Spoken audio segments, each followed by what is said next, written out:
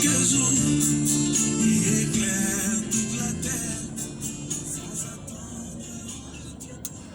Très cher leader de Dinafarm, bonjour. C'est ici le docteur T, ça fait assez longtemps que j'ai pas fait de vidéo. Mais je voudrais faire cette petite vidéo particulièrement à l'endroit, n'est-ce pas, des entrepreneurs de Dinafarm Gabon.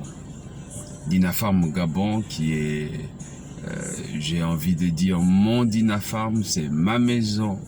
Et il me tient particulièrement à cœur, éventuellement, s'il y a quoi que ce soit, de pouvoir parler et dire quelque chose.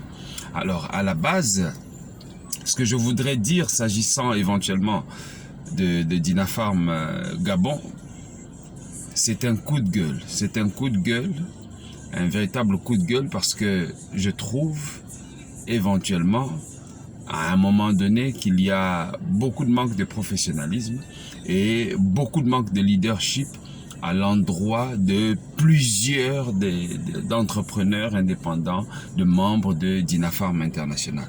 Et par rapport à cela, même, il y a des éléments, il y a des questions qui sont assez importantes.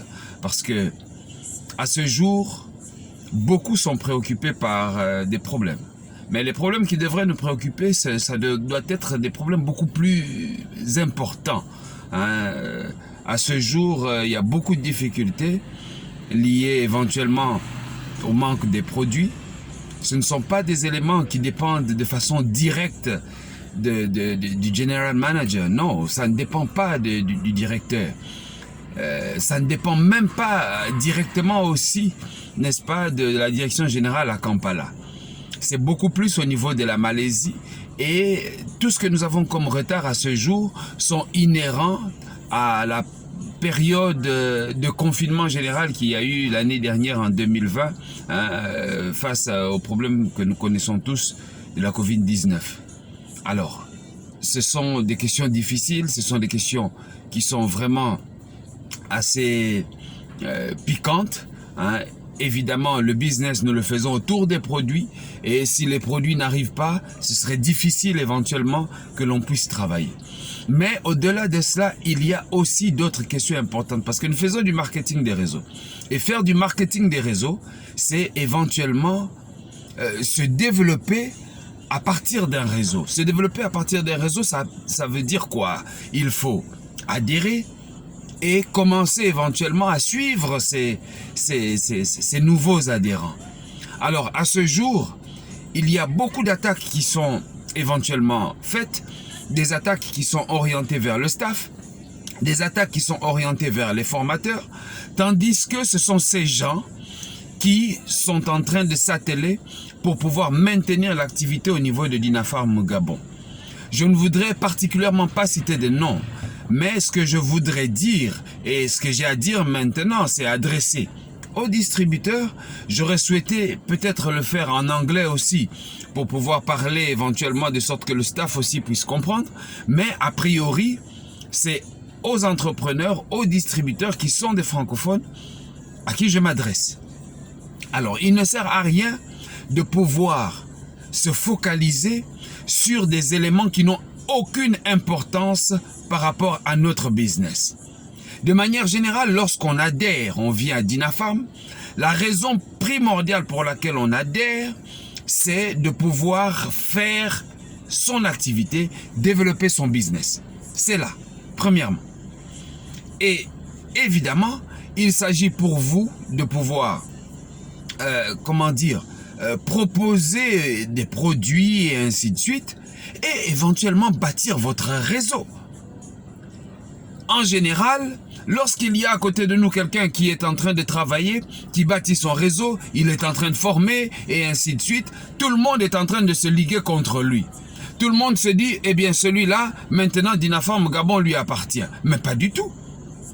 Chacun est libre de pouvoir mener son activité, d'aller et de prospecter autant qu'il peut, de pouvoir ramener ces gens, de les former dans la salle de formation, parce que la salle de formation, elle appartient à tous. Évidemment, chacun devrait mener son activité telle qu'il l'entend. Autant la salle de formation n'est pas la propriété de quelqu'un, parce que quelqu'un ne pourrait pas se dire, bon, c'est ma salle de formation, c'est moi qui dois former, évidemment. Autant la salle de formation aussi, elle appartient à tout le monde. C'est un élément important. Mais en même temps, il y a quelques futilités, quelques bassesses qui gangrènent un tout petit peu Dinafarm Gabon. Parce que le business, c'est le business. Je suis vraiment désolé de le dire ainsi. Mais en arriver, n'est-ce pas, jusqu'à entrer dans la vie privée de certaines personnes, de certains leaders et tout ça, eh bien, laissez-moi vous dire que ce n'est pas quelque chose d'assez réjouissant.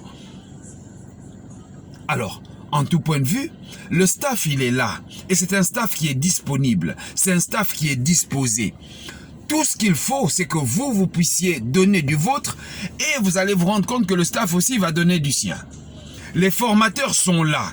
Et aucun formateur ne peut venir et se prévaloir comme étant celui qui est au sommet de tout, au Gabon et ainsi de suite. Même pas moi. Parce que Dinafarm est international et n'importe qui a la possibilité éventuellement de se développer où il veut. Moi, je suis ici, je suis aux Comores.